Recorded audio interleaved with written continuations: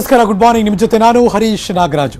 ನಿನ್ನೆ ಮಧ್ಯಾಹ್ನ ಬಂದಂಥ ನ್ಯೂಸ್, ಅದು BS ಯಡಿಯೂರಪ್ಪನವರ ಕುಟುಂಬಕ್ಕೆ ಸಂಬಂಧಪಟ್ಟದ್ದು. ಅವರ ಮಗಳು ಅಂದರೆ ಮೊಮ್ಮಗಳು ಆತ್ಮಹತ್ಯೆ ಮಾಡಿಕೊಂಡಿದ್ರು. ಡಾಕ್ಟರ್ ಸೌಂದರ್ಯ ಅವರ ಹೆಸರು. ಡಾಕ್ಟರ್ ಸೌಂದರ್ಯ ಫ್ಲ್ಯಾಟ್ನಲ್ಲಿ ಮಹಜರು ಕಾರ್ಯ ನಡೆಯುತ್ತೆ ಇವತ್ತು. ಬೆಂಗಳೂರಿನ ಹೈಗ್ರೌಂಡ್ಸ್ ಠಾಣೆ ವ್ಯಾಪ್ತಿಯಲ್ಲಿ ಅವರ ಫ್ಲ್ಯಾಟ್ ಇದೆ, ಅಂದರೆ ವಸಂತ ನಗರ. Breaking news.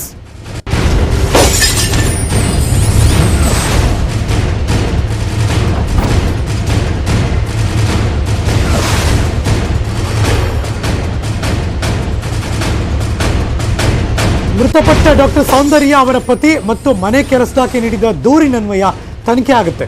ಸೌಂದರ್ಯ ಪತಿಯ ಹೇಳಿಕೆ ದಾಖಲಿಸ್ತಾರೆ ಪೊಲೀಸರು, ಮಹಜರ್ ಮಾಡ್ತಾರೆ. ಈ ಹಿನ್ನೆಲೆಯಲ್ಲಿ ಫ್ಲಾಟ್ಗೆ ಸುತ್ತಮುತ್ತ ಎಲ್ಲ ಬಿಗಿ ಭದ್ರತೆ ಮಾಡಿದ್ದಾರೆ.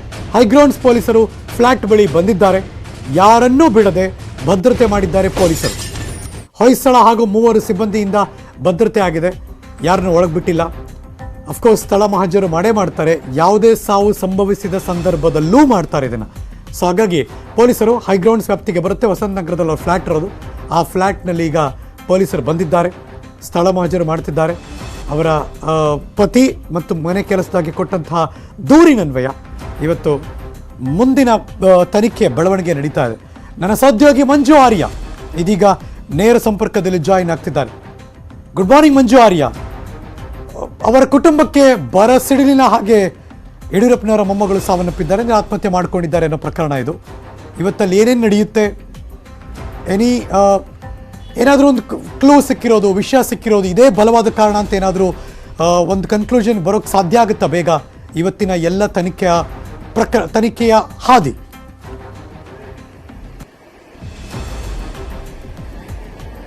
ಎಸ್, ಖಂಡಿತವಾಗ್ಲೂ ಹರೀಶ್, ಮಾಜಿ CM ಯಡಿಯೂರಪ್ಪನವರ ಮೊಮ್ಮಗಳು ನಿನ್ನೆ ಆತ್ಮಹತ್ಯೆಯನ್ನು ಮಾಡ್ಕೊಂಡಿದ್ರು. ಈ ಒಂದು ಆತ್ಮಹತ್ಯೆ ಹಿನ್ನೆಲೆಯಲ್ಲಿ ಇವತ್ತು ಅವರು ಆತ್ಮಹತ್ಯೆಯನ್ನ ಮಾಡ್ಕೊಂಡಿದ್ದಂತಹ ಫ್ಲಾಟ್ ಅನ್ನ ಪೊಲೀಸರು ಮಹಜರು ಮಾಡೋಕೆ ಎಲ್ಲ ರೀತಿಯ ಸಿದ್ಧತೆಗಳನ್ನು ಕೂಡ ಮಾಡ್ಕೊಂಡಿರುವಂತದ್ದು ನೀವು ನನ್ನ ಹಿಂಭಾಗದ ದೃಶ್ಯಾವಳಿಯಲ್ಲಿ ಕೂಡ ಗಮನಿಸ್ತಾ ಇರಬಹುದು. ವಸಂತ ನಗರಲ್ಲಿರುವಂತಹ ಈ ಒಂದು ಫ್ಲಾಟ್ ಏನ್ ಕಾಣ್ತಿದೆ, ಫ್ಲಾಟ್ ನ ಮೊದಲನೇ ಮಹಡಿಯಲ್ಲಿ ಸೌಂದರ್ಯ ಅವರು ವಾಸವಾಗಿದ್ರು. ನಿನ್ನೆ ಬೆಳಿಗ್ಗೆ ಸುಮಾರು 10:30 ಟೈಮ್ನಲ್ಲಿ ಅವರು ತಮ್ಮ ಕೊಠಡಿಯಲ್ಲಿ ನೇಣಿಗೆ ಶರಣಾಗಿದ್ರು. ಇದಾದಂತಹ ಬಳಿಕ ಮಧ್ಯಾಹ್ನದ ವೇಳೆಗೆ ವಿಚಾರ ಕೂಡ ಅಷ್ಟೇ ಗೊತ್ತಾಯಿತು. ಅವರ ಗಂಡ ನೀರಜ್ ಹೋಗಿ ಹೈಗ್ರೌಂಡ್ಸ್ ಪೊಲೀಸ್ ಠಾಣೆಯಲ್ಲಿ ಒಂದು ದೂರನ್ನು ಕೂಡ ದಾಖಲು ಮಾಡಿದ್ರು. ಅದ್ರ ಜೊತೆಗೆ UDR ಪ್ರಕರಣವನ್ನು ಕೂಡ ಅಷ್ಟೇ ಹೈಗ್ರೌಂಡ್ ಪೊಲೀಸರು ದಾಖಲನ್ನು ಮಾಡಿಕೊಂಡಿದ್ರು. ಇದಾದಂತಹ ಬಳಿಕ ನಿನ್ನೆ ಒಂದಷ್ಟು ಅಂತ್ಯ ಸಂಸ್ಕಾರದ ಕಾರ್ಯಕ್ರಮಗಳಿದ್ದಂತ ಒಂದು ಕಾರಣಕ್ಕೋಸ್ಕರ ನಿನ್ನೆ ಪೊಲೀಸರು ಈ ಒಂದು ಮಹಜರನ್ನ ಮಾಡಿರಲಿಲ್ಲ. ಆ ಒಂದು ಕಾರಣಕ್ಕೋಸ್ಕರ ಫ್ಲಾಟ್ ನ ಬೀಗ ಹಾಕೊಂಡ್ಬಿಟ್ಟು ಪೊಲೀಸರು ಕೂಡ ಹೋಗಿದ್ರು. ಇವತ್ತು ಬೆಳಿಗ್ಗೆ 10 ಗಂಟೆಗೆ ಎಕ್ಸಾಕ್ಟ್ ಆಗಿ ಹೈಗ್ರೌಂಡ್ ಪೊಲೀಸ್ ಠಾಣೆ ಇನ್ಸ್ಪೆಕ್ಟರ್ ಖುದ್ದು ಬಂದು ಈ ಒಂದು ಫ್ಲಾಟ್ ಅನ್ನ ಮಹಜರು ಮಾಡುವಂತದ್ದು. ಪ್ರಮುಖವಾಗಿ ಮಹಜರು ಮಾಡುವಂತ ಉದ್ದೇಶ ಏನಂದ್ರೆ, ಏನಾದ್ರೂ ಡೆತ್ ನೋಟ್ ಏನಾದ್ರೂ ಬರ್ದಿರಬಹುದಾ ಅಥವಾ ಬೇರೆ ಇನ್ನೇನಾದ್ರೂ ಒಂದಷ್ಟು ಎವಿಡೆನ್ಸ್ ಸಿಗಬಹುದು ಅನ್ನೋಂತ ಒಂದು ಕಾರಣಕ್ಕೋಸ್ಕರ ಈ ಒಂದು ಮಹಜರು ಪ್ರಕ್ರಿಯೆಯನ್ನ ಮಾಡ್ತಾರೆ. ಜೊತೆಗೆ ಪ್ರಮುಖವಾಗಿ ನೀರಜ್ ಕೊಟ್ಟಿರುವಂತಹ ದೂರಿನಲ್ಲಿ ಹೇಳುವಂತಹದ್ದು, ಇತ್ತೀಚಿನ ದಿನ ಅಂದ್ರೆ ಮಗು ಆದಂತಹ ಬಳಿಕ ತೀರಾ ಡಿಪ್ರೆಷನ್ಗೆ ಹೋಗಿದ್ರು. ಜೊತೆಗೆ ಯಾರ ಜೊತೆ ಕೂಡ ಇಷ್ಟೇ ಸರಿಯಾಗಿ ಅವರು ಬೇರಿತಿರ್ಲಿಲ್ಲ, ಜೊತೆಗೆ ಸರಿಯಾಗಿ ಮಾತನಾಡ್ತಿರ್ಲಿಲ್ಲ. ಬಹುತೇಕ ಇದೇ ಒಂದು ಕಾರಣಕ್ಕೋಸ್ಕರ ಅವರು ಆತ್ಮಹತ್ಯೆ ಮಾಡ್ಕೊಂಡಿರಬಹುದು ಅನ್ನುವಂತ ಒಂದು ಶಂಕೆಯನ್ನು ಕೂಡ ಅಷ್ಟೇ ಅವರು ವ್ಯಕ್ತ ಮಾಡಿದ್ರು. ಈ ನಿಟ್ಟಿನಲ್ಲಿ ಒಂದು FIR ಕೂಡ ದಾಖಲು ಮಾಡಿಕೊಂಡಿದ್ರು. ಇದಾದಂತ ಬಳಿಕ ಇವತ್ತು ಅದಕ್ಕೆ ಪೂರಕವಾದಂತಹ ಏನಾದರೂ ಸಾಕ್ಷ್ಯಾಧಾರಗಳು ಫ್ಲಾಟ್ ನ ಒಳಭಾಗದಲ್ಲಿ ಸಿಗುತ್ತಾ ಅನ್ನುವಂತ ಒಂದು ಕಾರಣಕ್ಕೋಸ್ಕರ ಅವರು ಮಹಜರು ಮಾಡಬೇಕಾಗಿರುತ್ತೆ. ಜೊತೆಗೆ ಇಲ್ಲಿ ಪ್ರಮುಖವಾಗಿ ಅವರ ಸೌಂದರ್ಯ ಅವರ ಏನು ಮೊಬೈಲ್ ಆಗಿರ್ಬೋದು, ಬೇರೆ ಇನ್ನಿತರ ಒಂದಷ್ಟು ಸಾಕ್ಷ್ಯಾಧಾರಗಳನ್ನ ಕಲೆ ಹಾಕುವ ನಿಟ್ಟಿನಲ್ಲಿ ಪೊಲೀಸರು ಇವತ್ತು ಮಹಜರು ಪ್ರಕ್ರಿಯೆಯನ್ನು ಕೂಡ ಈಗಾಗಲೇ ಮಾಡಲಿದ್ದಂಥದ್ದು. 10 ಗಂಟೆ ವೇಳೆಗೆ ಪೊಲೀಸರು ಬಂದು ಫ್ಲಾಟ್ ಅನ್ನ ಸಂಪೂರ್ಣವಾಗಿ ಮಹಜರು ಮಾಡ್ತಾರೆ. ಜೊತೆಗೆ ಒಂದಷ್ಟು ಸ್ಟೇಟ್ಮೆಂಟ್ ಗಳನ್ನು ಕೂಡ ಪಡ್ಕೊಳ್ತಾರೆ. ಇಲ್ಲಿ ಪ್ರಮುಖವಾಗಿ ಯಾಕಂದ್ರೆ ಮನೆ ಕೆಲಸದಾಕೆ ಸ್ಟೇಟ್ಮೆಂಟ್ ಕೂಡ ಅಷ್ಟೇ ಪಡ್ಕೊಳ್ತಾರೆ. ಜೊತೆಗೆ ನೀರಜ್ ಸ್ಟೇಟ್ಮೆಂಟ್ ಅನ್ನು ಕೂಡ ಪಡ್ಕೊಳ್ತಾರೆ. ಅಲ್ಲಿ ಅವರು ಯಾವ ರೀತಿಯಾದಂತಹ ಹೇಳಿಕೆಯನ್ನ ಕೊಡ್ತಾರೆ, ಅದರ ಮೇಲೆ ಮುಂದಿನ ಯಾವ ಒಂದು ತನಿಖೆಯನ್ನ ಮಾಡಬೇಕು ಅನ್ನೋ ನಿಟ್ಟಿನಲ್ಲಿ ಪೊಲೀಸರು ಮುಂದಿನ ಒಂದು ತನಿಖೆಯನ್ನು ಕೂಡ ನಡೆಸಲಿರುವಂತಹದ್ದು. ಹರೀಶ್, ಯಾರ್ಯಾರು ಇವತ್ತು ತನಿಖೆಗೆ ಯಾರನ್ನೆಲ್ಲ ಕರೆಸ್ಕೊಂಡಿದ್ದಾರೆ ಮತ್ತು ಕರೆಸೋರಿದ್ದಾರೆ?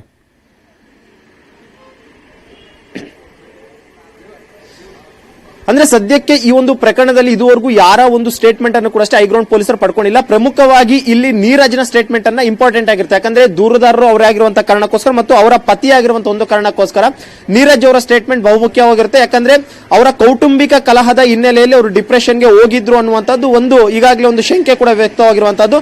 ಜೊತೆಗೆ ನೀರಜ್ ಕೊಟ್ಟಿರುವಂತಹ ದೂರಿನ ಪ್ರತಿಯಲ್ಲಿ ಕೂಡ ಅವರು ಹೇಳಿರುವಂತದ್ದು ತೀರಾ ಡಿಪ್ರೆಷನ್ಗೆ ಹೋಗಿದ್ರು ಅಂತ. ಯಾವ ಒಂದು ಕಾರಣಕ್ಕೋಸ್ಕರ ಸೌಂದರ್ಯ ಅವರು ಡಿಪ್ರೆಷನ್ಗೆ ಹೋಗಿದ್ರು ಮತ್ತು ಗಂಡ ಹೆಂಡತಿ ನಡುವೆ ಏನಾದರೂ ಜಗಳ ಕಲಹ ಕಲಹ ಅನ್ನುವಂಥದ್ದು ಆಗ್ತಿತ್ತಾ ಅಥವಾ ಕೌಟುಂಬಿಕ ಕಲಹ ಅಂದ್ರೆ ಬೇರೆ ಇನ್ನೇನಾದ್ರೂ ಸಮಸ್ಯೆ ಇತ್ತ ಅನ್ನುವಂತ ಒಂದು ಕಾರಣಕ್ಕೋಸ್ಕರ ನೀರಜ್ ಅವರ ಸ್ಟೇಟ್ಮೆಂಟ್ ಈ ಒಂದು ಪ್ರಕರಣದಲ್ಲಿ ಬಹಳ ಇಂಪಾರ್ಟೆಂಟ್ ಆಗುತ್ತೆ. ಇದಾದಂತಹ ಬಳಿಕ ಮನೆ ಕೆಲಸದಾಕೆ ಸ್ಟೇಟ್ಮೆಂಟ್ ಅನ್ನು ಕೂಡ ಪಡ್ಕೊಳ್ತಾರೆ. ಯಾಕಂದ್ರೆ ಈ ಒಂದು ಮೊದಲನೇದಾಗಿ ಡೋರ್ ಅನ್ನ ಓಪನ್ ಮಾಡ್ತಿಲ್ಲ ಅನ್ನುವಂತಹ ಒಂದು ಹೇಳಿಕೆಯನ್ನು ಕೊಟ್ಟಿದ್ದು ಮನೆ ಕೆಲಸದಾಕೆ. ಜೊತೆಗೆ ನೀರಜ್ಗೆ ಫೋನ್ ಮಾಡಿಬಿಟ್ಟು ಈ ರೀತಿ ಸೌಂದರ್ಯ ಅವರು ಡೋರ್ ಅನ್ನ ತೆಗಿತಾ ಇಲ್ಲ, ಆದಷ್ಟು ಬೇಗ ಬನ್ನಿ ಅಂತ ಹೇಳಿದ್ರು. ಈ ಒಂದು ಪ್ರಕರಣದಲ್ಲಿ ಪ್ರಮುಖವಾಗಿ ಅವರು ಐ ವಿಟ್ನೆಸ್ ಆಗ್ತಾರೆ. ಯಾಕಂದ್ರೆ ಇವರ ಒಂದು ಮನೆ ಫ್ಲಾಟ್ ನಲ್ಲಿ ಅವರು ಕೆಲಸ ಮಾಡ್ಕೊಂಡಿದ್ರು. ಜೊತೆಗೆ ಪ್ರಮುಖವಾಗಿ ಆಕೆ ಸೂಸೈಡ್ ಮಾಡ್ಕೊಂಡಂತ ಟೈಮ್ ನಲ್ಲಿ ಕೂಡ ಅಷ್ಟೇ ಆಕೆ ಮನೆಯಲ್ಲೇ ಇದ್ರು.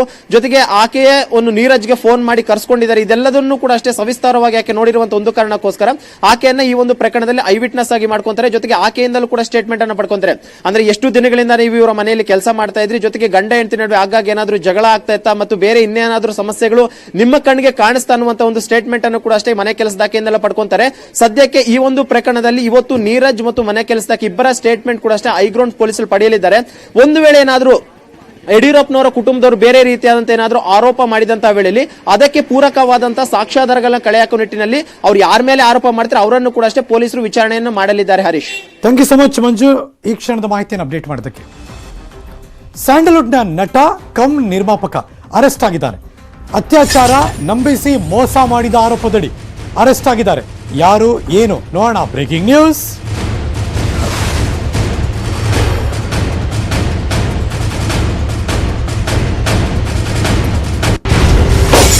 ಸ್ಯಾಂಡಲ್ವುಡ್ನ ನಟ ಕಮ್ ನಿರ್ಮಾಪಕ, ಆತನ ಹೆಸರು ಹರ್ಷವರ್ಧನ್ ಟಿ.ಜಿ. ಅಲಿಯಾಸ್ ವಿಜಯ ಭಾರ್ಗವ್ ಅರೆಸ್ಟ್ ಆಗಿದ್ದಾರೆ.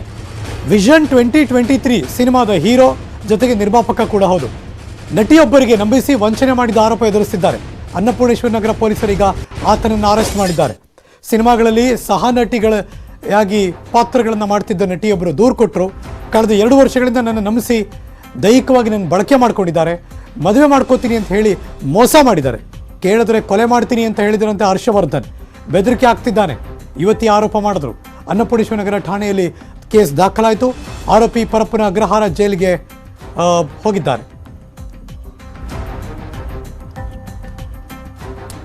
ಧಾರಾವಾಹಿಯ ನಟ ರಕ್ಷಿತ್ ಮತ್ತು ಆತನ ಟೀಮ್ನವರು ವಿರುದ್ಧ ಈಗ ರಂಪಾಟದ ಪ್ರಕರಣ. ಕೆಂಗೇರಿ ಪೊಲೀಸ್ ಠಾಣೆಯಲ್ಲಿ ಎಫ್ಐಆರ್ ದಾಖಲಾಯಿತು. Breaking news.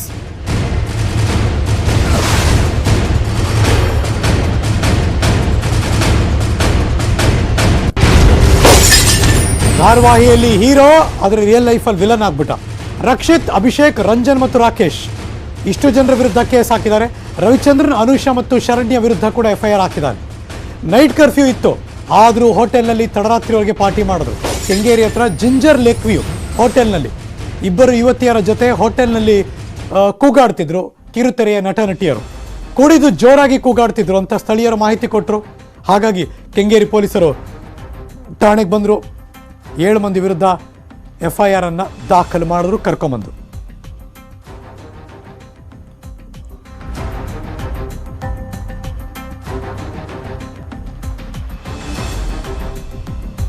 ಕಠಿಣ ರೂಲ್ಸ್ ಸಡಿಲಿಕ್ಕೆ ಮತ್ತಾಗುತ್ತಾ ಅಂತ ಕಾಯ್ತಿದ್ದಾರೆ. ಬೆಂಗಳೂರಲ್ಲಿ ಶುರುವಾಗುತ್ತಾ ಶಾಲೆಗಳು? ಹೇಗಿರುತ್ತಾಗಿದ್ರೆ ಹೊಸ ಮಾರ್ಗಸೂಚಿ. ಈ ಹೊತ್ತಿನ ಸ್ಪೆಷಲ್. ಕೊರೋನಾ ಟೆನ್ಷನ್ ಬೇಡ.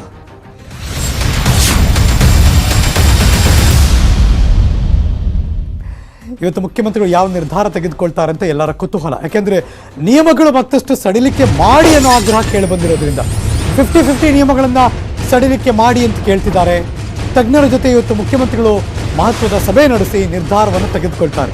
Breaking news.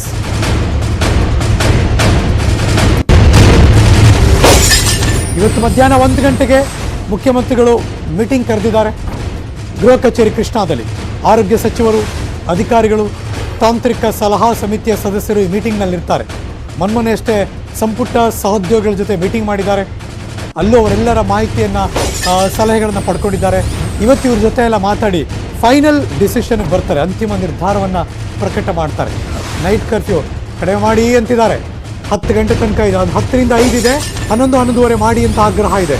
ಹೋಟೆಲ್ನವ್ರದ್ದು, bar and restaurant ಅವ್ರದ್ದು, ಎಲ್ಲರದ್ದು ಕೂಡ, ಉದ್ಯಮಿಗಳದ್ದು. ಸೊ ಹಾಗಾಗಿ ಅದ್ರ ಕಡೆ ತಜ್ಞರ ಅಭಿಪ್ರಾಯ ಪಡೆದು ನಿರ್ಧಾರ ತೆಗೆದುಕೊಳ್ತಾರೆ.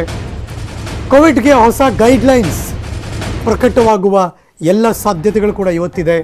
ನೈಟ್ ಕರ್ಫ್ಯೂ ಅವಧಿ ಅದೇ ಈಗ ದೊಡ್ಡ ಕ್ರೂಷಿಯಲ್ ಅದು. ಹಾಗಾಗಿ ಬಿಸ್ನೆಸ್ ಮಾಡೋರೆಲ್ಲ ಅದೇ ತುಂಬ ಇಂಪಾರ್ಟೆಂಟ್. 50-50 ತೆಗೆದಿದ್ರು ಪರವಾಗಿಲ್ಲ, ಅದನ್ನು ಮಾಡಿಬಿಡಿ ಫಸ್ಟು ಅಂತಿದ್ದಾರೆ. ನೋಡೋಣ ಮುಖ್ಯಮಂತ್ರಿಗಳು ಅದ್ರ ಕಡೆ ಗಮನ ಹರಿಸಬೇಕು. ಜೊತೆಗೆ ತಾಂತ್ರಿಕ ಸಲಹಾ ಸಮಿತಿಯವರು ಕೊಟ್ಟಂತಹ ಸಲಹೆಗಳನ್ನು ಪಡ್ಕೋಬೇಕು. ಕೊರೋನಾ ಫೆಬ್ರವರಿ 2ನೇ ವಾರದ ತನಕ ಇನ್ನೂ ಹೆಚ್ಚಾಗುತ್ತೆ ಅಂತಿದ್ದಾರೆ.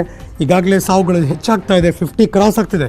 ಕರ್ನಾಟಕದಲ್ಲಿ ಪ್ರತಿದಿನ ಸಾಯುವವರ ಸಂಖ್ಯೆ ಬೆಂಗಳೂರಿನಲ್ಲಿ ಅದರ 50%ಗಿಂತ ಹೆಚ್ಚಾಗಿದೆ.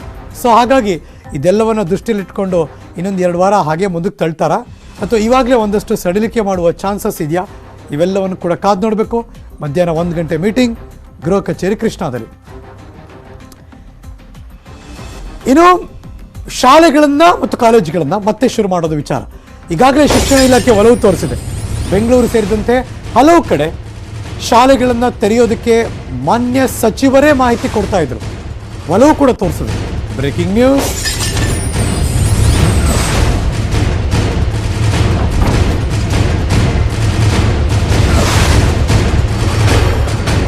ಮತ್ತೆ ಶಾಲೆ ಶುರು ಮಾಡೋದ್ರ ಬಗ್ಗೆ ಮಾನ್ಯ ಸಚಿವರು ಒಲವು ತೋರಿಸಿದ್ದಾರೆ.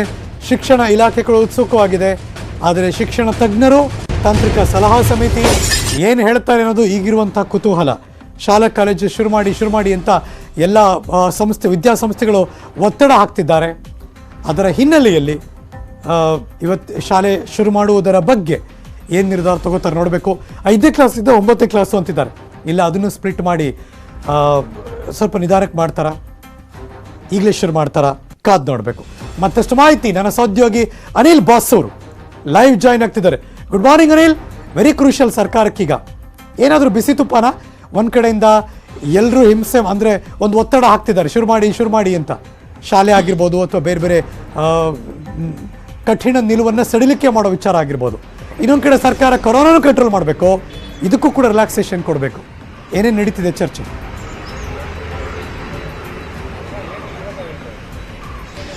ಹೌದು ಹರೀಶ್, ಒಂದ್ ರೀತಿಯಲ್ಲಿ ನೋಡೋದಾದ್ರೆ ಸರ್ಕಾರ ಒಂದ್ ರೀತಿಯಲ್ಲಿ ಇಕ್ಕಟ್ಟಿನಲ್ಲಿದೆ ಅಂತ ಹೇಳ್ಬೋದು. ಯಾಕಂತ ಹೇಳಿದ್ರೆ ಕೊರೋನಾ ಕೇಸ್ ಹೆಚ್ಚಳ ಆಗ್ತಿದ್ರು ಕೂಡ ಏನು ಅಷ್ಟೊಂದು ಪ್ರಮಾಣದಲ್ಲಿ ಆಸ್ಪತ್ರೆಗಳಿಗೆ ದಾಖಲಾಗುವಂತದ್ದು ಆಗ್ತಾ ಇಲ್ಲ. ಹೀಗಾಗಿ ಈ ಒಂದು ಹಂತದಲ್ಲಿ ಯಾವ ರೀತಿಯಾದಂತಹ ಒಂದು ತೀರ್ಮಾನವನ್ನು ತೆಗೆದುಕೊಳ್ಳಬೇಕು ಎಂಬಂತ ಚರ್ಚೆಯನ್ನು ಇವತ್ತು ಮಧ್ಯಾಹ್ನ ಮುಖ್ಯಮಂತ್ರಿಗಳು ತಜ್ಞರೊಂದಿಗೆ ಮಾಡ್ತಾ ಇದ್ದಾರೆ. ಆದ್ರೆ ನ್ಯೂಜಿಲೆಂಡ್ಗೆ ಸಿಕ್ಕಿರುವ ಮಾಹಿತಿಯ ಪ್ರಕಾರ ನಿಯಮಾವಳಿಯಲ್ಲಿ ಯಾವುದೇ ರೀತಿಯಂತ ಬದಲಾವಣೆಗಳನ್ನ ಮಾಡದಿರೋದಕ್ಕೆ ಸರ್ಕಾರ ತೀರ್ಮಾನ ಮಾಡಿದೆ ಎಂಬಂತ ಮಾಹಿತಿ ನಮಗೆ ಈಗ ಸಿಗ್ತಾ ಇದೆ. ಯಾಕಂತ ಹೇಳಿದ್ರೆ ಈ ಹಂತದಲ್ಲಿ ಇನ್ನು ನಿಯಮಗಳನ್ನು ತೀರ್ಮಾನ ಮಾಡಿದ್ರೆ ಒಂದೊಮ್ಮೆ ಕೇಸ್ಗಳ ಸಂಖ್ಯೆ ಹೆಚ್ಚಾದಲ್ಲಿ ಅಥವಾ ಅಂದ್ರೆ ಮಾರ್ಟಿಲಿಟಿ ರೇಟ್ ಸಾವಿನ ಸಂಖ್ಯೆ ಹೆಚ್ಚಾದಲ್ಲಿ ಅದರ ನೇರವಾಗಿ ಒಂದು ರಿಸ್ಕ್ ತೆಗೆದುಕೊಂಡಂತಾಗುತ್ತದೆ. ಹೀಗಾಗಿ ಮುಂದಿನ ಒಂದು ವಾರ ಕೂಡ ಇದೇ ನಿಯಮಾವಳಿಗಳನ್ನ ಮುಂದುವರಿಸೋದು, ನೈಟ್ ಕರ್ಫ್ಯೂ ಅನ್ನು ಮುಂದುವರಿಸೋದು, ಜೊತೆಗೆ ಶಾಲೆಗಳನ್ನ ಕೂಡ ತೆರೆಯೋದಕ್ಕೆ ಏನು ಸರ್ಕಾರ ಒಂದು ಚರ್ಚೆ ನಡೆಸಿತ್ತು. ಆ ಬಗ್ಗೆನೂ ಕೂಡ ಅಂತಿಮವಾಗಿ ಕೋವಿಡ್ ತಜ್ಞರೊಂದಿಗೆ ಚರ್ಚಿಸಿ ನಿರ್ಧಾರವನ್ನು ಕೈಗೊಳ್ತಾರೆ ಎಂಬಂತ ಮಾಹಿತಿ ಬರ್ತಾ ಇದೆ. ಹೀಗಾಗಿ ಇವತ್ತು ಮಧ್ಯಾಹ್ನ ನಡೆಯುವಂತಹ 1 ಗಂಟೆಗೆ ನಡೀತಿದೆ ಈ ಸಭೆಯಲ್ಲಿ ಎಲ್ಲ ವಿಚಾರಗಳನ್ನ ಕೂಡ ಕೂಲಂಕುಷವಾಗಿ ಚರ್ಚಿಸಿ ಅಂತಿಮ ನಿರ್ಧಾರವನ್ನು ತೆಗೆದುಕೊಳ್ಳುವಂತದ್ದು. ಬೆಂಗಳೂರನ್ನ ನೋಡೋದಾದ್ರೆ ಇಲ್ಲಿ 20,000ಕ್ಕೆ ಏನು ಬಂದ್ ನಿಂತಿದೆ ಸೋಂಕಿತರ ಸಂಖ್ಯೆ, ಅದು ಹೆಚ್ಚಾಗ್ತಾ ಇಲ್ಲ. ಅದರ ಜೊತೆಗೆ ಏನಂತೇಳಿ ಪಾಸಿಟಿವಿಟಿ ರೇಟ್ ಏನಿದೆ ಅದು ತುಂಬಾ ಹೆಚ್ಚಾಗಿದೆ, 20% ಹೆಚ್ಚಿಗೆ ಇದೆ. ಆದ್ರೆ ಆಸ್ಪತ್ರೆಗೆ ಸೇರುವವರ ಸಂಖ್ಯೆ ಏನಿದೆ ಅದು ಅಷ್ಟೊಂದು ಇಲ್ಲ. ಹೀಗಾಗಿ ಸರ್ಕಾರ ಈ ಎಲ್ಲ ವಿಚಾರಗಳನ್ನ ಕೂಡ ತಜ್ಞರೊಂದಿಗೆ ಚರ್ಚಿಸಿ ಅವರು ಯಾವ ರೀತಿಯಾದಂತಹ ಸಲಹೆಗಳನ್ನ ಕೊಡ್ತಾರೆ ಅದರ ಆಧಾರದ ಮೇಲೆ ಅಂತಿಮ ನಿರ್ಧಾರಗಳನ್ನ ತೆಗೆದುಕೊಳ್ಳೋದಕ್ಕೆ ಮುಂದಾಗ್ತದೆ ಎಂಬಂತ ಮಾಹಿತಿ ಇದೆ. ಆದ್ರೆ ನಮಗೆ ಸಿಕ್ಕಿರುವ ಮಾಹಿತಿ ಪ್ರಕಾರ ಇನ್ನೊಂದು ವಾರ ಕೋವಿಡ್ ನಿಯಮಾವಳಿಗಳಲ್ಲಿ ಯಾವುದೇ ರೀತಿಯಾದಂತಹ ಬದಲಾವಣೆಗಳನ್ನ ಮಾಡೋದಕ್ಕೆ ಸರ್ಕಾರ ಮುಂದಾಗ್ತಿಲ್ಲ. ಹೀಗಾಗಿ ಅಂದ್ರೆ ದಿಢೀರಂತ ಸೋಂಕಿತರ ಸಂಖ್ಯೆಯಲ್ಲಿ ಹೆಚ್ಚಾಗೋದು ಮತ್ತು ಸಾವಿನ ಸಂಖ್ಯೆ ಹೆಚ್ಚಾಗೋದು, ಹಾಗಾದಲ್ಲಿ ಸರ್ಕಾರ ಅಥವಾ ಜನರಿಗೆ ಮತ್ತೆ ತೊಂದರೆ ಆಗ್ತದೆ. ಹೀಗಾಗಿ ಇನ್ನೂ ಒಂದು ವಾರ ಕೂಡ ಇದೇ ನಿಯಮಾವಳಿಗಳನ್ನ ಮುಂದುವರಿಸೋದಕ್ಕೆ ಸರ್ಕಾರ ಚಿಂತನೆ ನಡೆಸಿದೆ ಅಂತ ಹೇಳಿದೆ. ಆದ್ರೆ ಈ ಎಲ್ಲ ನಿರ್ಧಾರಗಳನ್ನ ಕೂಡ ಇವತ್ತು ಮಧ್ಯಾಹ್ನ ಏನು 1 ಗಂಟೆಗೆ ಸಭೆ ನಡೀತಿದೆ. ಆ ಸಭೆಯಲ್ಲಿ ಕೇಸ್ ಹೆಚ್ಚಳ ಆಗ್ತಾ ಇದೆ, ಬೋಧಕೇತರ ಮತ್ತು ಬೋಧಕ ವರ್ಗದವರಲ್ಲೂ ಹೆಚ್ಚಾಗ್ತಾ ಇದೆ. ಆದರೆ ಶಾಲೆ ಶುರು ಮಾಡಬೇಕು ಅಂತಿದ್ದಾರೆ. ತಜ್ಞರು ಏನು ಹೇಳ್ತಾರೆ ಇದಕ್ಕೆ?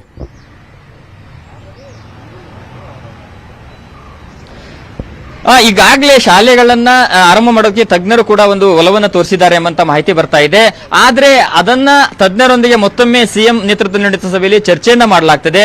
ಒಂದೊಮ್ಮೆ ಮಕ್ಕಳಿಗೆ ಈಗಾಗಲೇ ಸೋಂಕಿನ ಹೆಚ್ಚಾಗ್ತಾ ಇದೆ, ಇದರ ಪರಿಣಾಮವೇನಾದ್ರೂ ಹೆಚ್ಚಾದಲ್ಲಿ ಅದು ಏನಂತೇಳಿ ಸಮಸ್ಯೆಗೀಡಾಗುವಂತದ್ದು. ಹೀಗಾಗಿ ಈ ಎಲ್ಲ ವಿಚಾರಗಳನ್ನು ಕೂಡ ತಜ್ಞರು ಅಂದ್ರೆ ಈಗ ಪ್ರಾಥಮಿಕ ಶಿಕ್ಷಣ ಇಲಾಖೆ ಕೂಡ ಎಲ್ಲ ಶಾಲೆಗಳನ್ನು ತೆರೆಯೋದಕ್ಕೆ ಅವಕಾಶ ಮಾಡಿಕೊಡಿ ಎಂದು ಕೇಳಿಕೊಳ್ಳುತ್ತಿರುವಂತದ್ದು.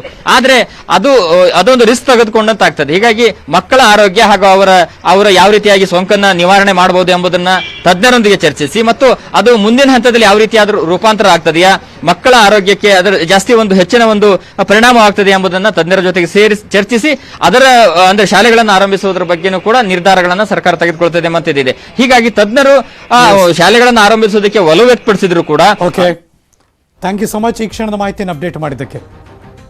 ನ್ಯೂಸ್ ಮುಂದುವರಿತ ಒಂದು ಬ್ರೇಕ್ ಆದಮೇಲೆ ಎಲ್ಲೂ ಹೋಗಬೇಕಾಯ್ತಾ.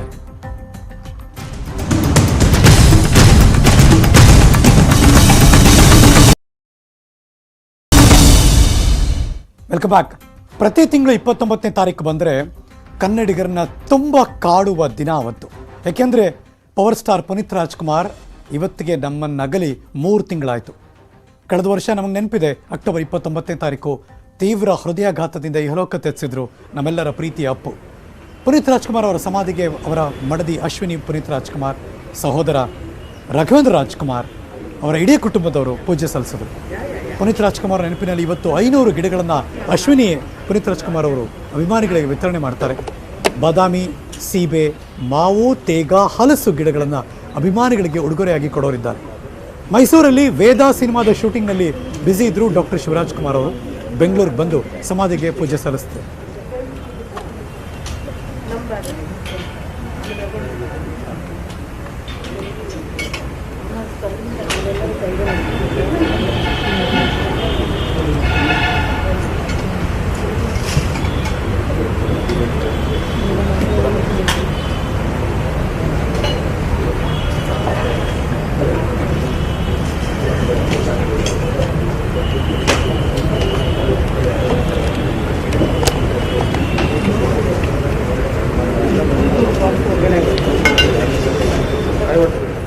ದೊಡ್ಡ ಮನೆ ಕುಟುಂಬದ ಎಲ್ಲ ಸದಸ್ಯರು ಕೂಡ ಅಲ್ಲಿ ಬಂದಿದ್ದಾರೆ. ನೀವು ನೋಡ್ತಿದ್ದೀರಿ 29ನೇ ತಾರೀಕು ಅಕ್ಟೋಬರ್. ನಾವೆಲ್ಲರೂ ಕೂಡ ಆ ಮೇರು ವ್ಯಕ್ತಿಯನ್ನು ಕಳ್ಕೊಂಡ್ಬಿಟ್ವಿ. ಲೈವ್ ವಿಷುವಲ್ ಬರ್ತಾ ಇದೆ ಈ ಕ್ಷಣ. 9 ಗಂಟೆ 17 ನಿಮಿಷದ ಸಮಯದ ಬೆಂಗಳೂರಿನ ಕಂಠೀರವ ಸ್ಟುಡಿಯೋದಲ್ಲಿರುವ ಅಪ್ಪು ಸಮಾಧಿ ಹತ್ರ ಏನೇನು ನಡೀತಾ ಇದೆ ನಿಮಗೆ ತಿಳಿಸ್ತಾ ಇದ್ದೀವಿ. 3ನೇ ತಿಂಗಳು ಅವರ ನೆನಪು ಮಾಡ್ಕೋತಿದ್ದೀವಿ ನಾವೆಲ್ಲರೂ ಕೂಡ. ಇವತ್ತು ಅವರ ಸಮಾಧಿ ಹತ್ರ ಕುಟುಂಬಸ್ಥರು ಪೂಜೆ ಮಾಡ್ತಿದ್ದಾರೆ, ಅಭಿಮಾನಿಗಳು ಕೂಡ ಬಂದಿದ್ದಾರೆ. ನಿಲ್ಲದ ಅಭಿಮಾನ, ಇಷ್ಟು ದಿನ ನಿಲ್ಲಲ್ಲ, ಎಷ್ಟು ವರ್ಷ ಕಳೆದರು. ಇವತ್ತು ಅಭಿಮಾನಿಗಳಿಗೆ ಗಿಡಗಳನ್ನು ಕೂಡ ಕೊಡೋರಿದ್ದಾರೆ ಅಶ್ವಿನಿ ಪುನೀತ್ ರಾಜ್ಕುಮಾರ್. 23 ತಿಂಗಳು ಸಂಬಳ ಕೊಟ್ಟಿಲ್ಲ, ದಯವಿಟ್ಟು ಪೇ ಮಾಡಿ, ನಮಗೆ ಪಾವತಿ ಮಾಡಿ ಅಂತ ಒತ್ತಾಯಿಸ್ತಾ ಇದ್ದಾರೆ. ಸದಸ್ಯರು ಸಿಬ್ಬಂದಿಗಳಿಂದ ಗ್ರಾಮ ಪಂಚಾಯತಿ ಕಚೇರಿಗೆ ಬೀಗ ಜಡಿದ್ರು. Breaking news.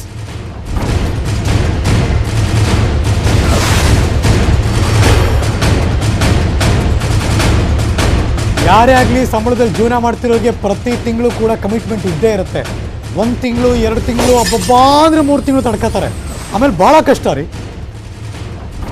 23 ತಿಂಗಳು ಅಂದರೆ ಹತ್ತತ್ರ 2 ವರ್ಷ ಆ ಸಿಬ್ಬಂದಿಗಳಿಗೆ ಸಂಬಳ ಇಲ್ಲ. ರಾಯಚೂರು ಜಿಲ್ಲೆಯ ದೇವದುರ್ಗದ ಜಾಲಹಳ್ಳಿ ಗ್ರಾಮ ಪಂಚಾಯತಿ 2 ದಿನದಿಂದ ಕುಡಿಯೋಕೆ ನೀರಿಲ್ಲ. ಜನರು ಪರದಾಡ್ತಿದ್ದಾರೆ. ಸಮಸ್ಯೆ ಕೇಳೋದಕ್ಕೆ ಯಾರೂ ಇಲ್ಲ, ಅಧಿಕಾರಿಗಳಿಲ್ಲ.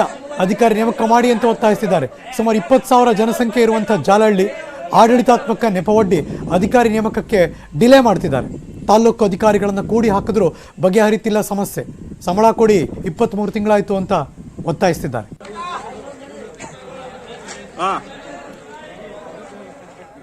ನೂತನ ಗ್ರಾಮ ಪಂಚಾಯತ್ ಸದಸ್ಯರಾಗಿರೋದ್ರಿಂದ ಇಲ್ಲಿ 2 ದಿನಗಳಾಯಿತು ಕುಡಿಯುವ ನೀರು ಮುಟ್ಟಿಲ್ಲ.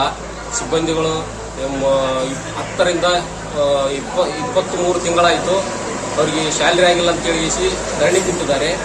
ಇದಕ್ಕೆ ಮೇನು ತಾಲೂಕು ಪಂಚಾಯತಿ ಮತ್ತು ಜಿಲ್ಲಾ ಪಂಚಾಯತಿ ಬೇಜವಾಬ್ದಾರಿಯಿಂದ ಈ ಸಿಬ್ಬಂದಿಗಳ ಪೇಮೆಂಟ್ ಆಗಿಲ್ಲ. ಇದನ್ನು ಪೂರ್ವ ತೀವ್ರವಾಗಿ ಪೇಮೆಂಟ್ ಮಾಡ್ಬೇಕಂತೇಳಿ ಅವರಲ್ಲಿ ಮನವಿ ಮಾಡಿಕೊಡ್ತಾರೆ. ನ್ಯೂಸ್ ಮುಂದುವರಿತೆ. ಮತ್ತೊಂದು ಬ್ರೇಕ್ ಆದಮೇಲೆ ಎಲ್ಲೂ ಹೋಗದೆ ಕಾಯ್ತಾ ಇರಿ.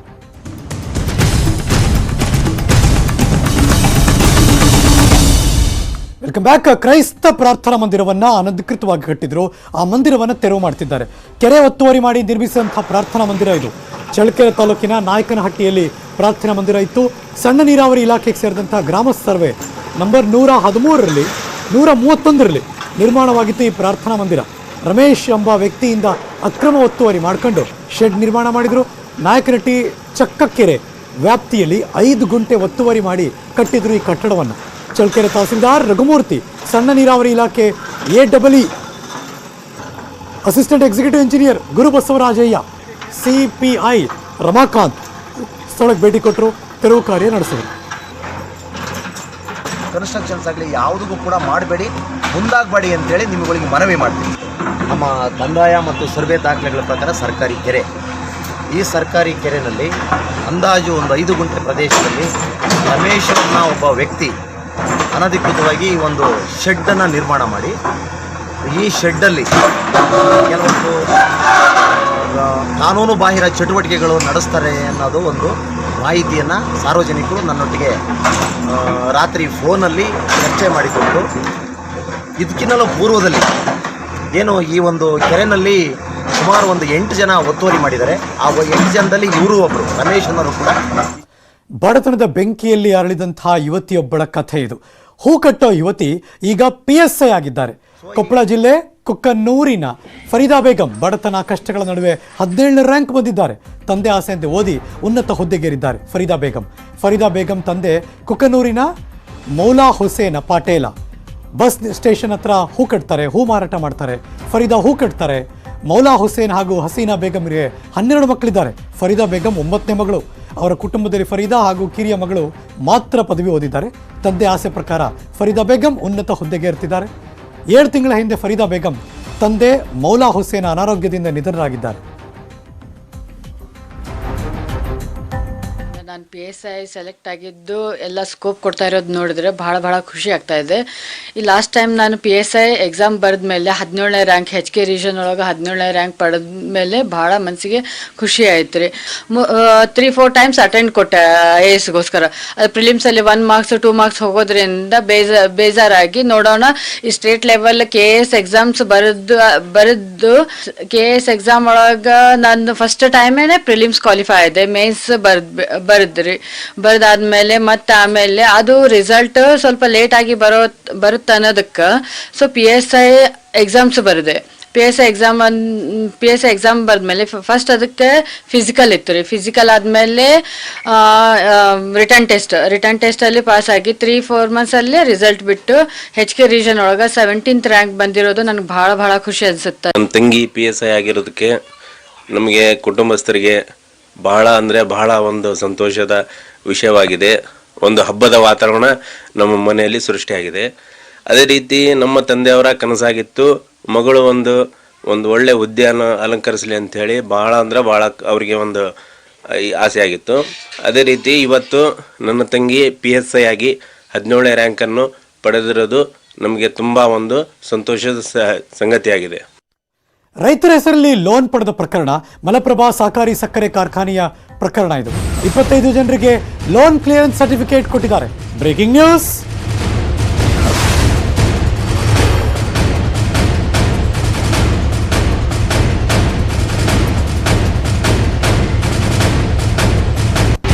ಮಲಪ್ರಭಾ ಸಕ್ಕರೆ ಕಾರ್ಖಾನೆಯ ಪ್ರಕರಣ ಇದು. ನ್ಯೂಸ್ 18 ಬಿಗ್ ಇಂಪ್ಯಾಕ್ಟ್ ಇದು. 160 ಅಮಾಯಕರ ಹೆಸರಿನಲ್ಲಿ 15 ಕೋಟಿ ಸಾಲ. ಪಾಪ ಅವ್ರಿಗೆ ಗೊತ್ತೇ ಇರಲಿಲ್ಲ ನಾವು ಸಾಲ ತಗೊಂಡಿದ್ದೀವಿ ಅಂತ. ಅವ್ರ ಹೆಸರಲ್ಲಿ ಇನ್ಯಾರೋ ಮಜಾ ಮಾಡ್ತಿದ್ರು. ಒಬ್ಬೊಬ್ಬರ ಹೆಸರಿನಲ್ಲಿ 8 ಲಕ್ಷ ರೂಪಾಯಿ ಸಾಲ ಇತ್ತು. ಬ್ಯಾಂಕ್ ಆಫ್ ಇಂಡಿಯಾದಲ್ಲಿ ಸಾಲ ಪಡ್ಕೊಂಡಿದ್ರಂತೆ. ಬ್ಯಾಂಕ್ ಇನ್ಶೂರೆನ್ಸ್ ಸೌಲಭ್ಯದ ಹೆಸರು ಹೇಳಿ ಸಾಲ ಮಾಡಿದರು. MK ಹುಬ್ಬಳ್ಳಿ ಪಟ್ಟಣದ ಜನರಿಗೆ ಮೋಸ ಕೂಡ ಆಗಿತ್ತು. ಜನವರಿ 19ನೇ ತಾರೀಕು ನಾವು ವರದಿಯನ್ನು ಪ್ರಸಾರ ಮಾಡಿದ್ವಿ. ಇದೀಗ ಆ ಎಲ್ಲ ರೈತರಿಗೆ ಒಂದು ರಿಲೀಫ್ ಸಿಗ್ತಾ ಇದೆ. ಯಾಕೆಂದರೆ ಅದರಲ್ಲಿ 25 ಜನರಿಗೆ ಲೋನ್ ಕ್ಲಿಯರೆನ್ಸ್ ಸರ್ಟಿಫಿಕೇಟ್ ಸಿಕ್ತು. ಈಗ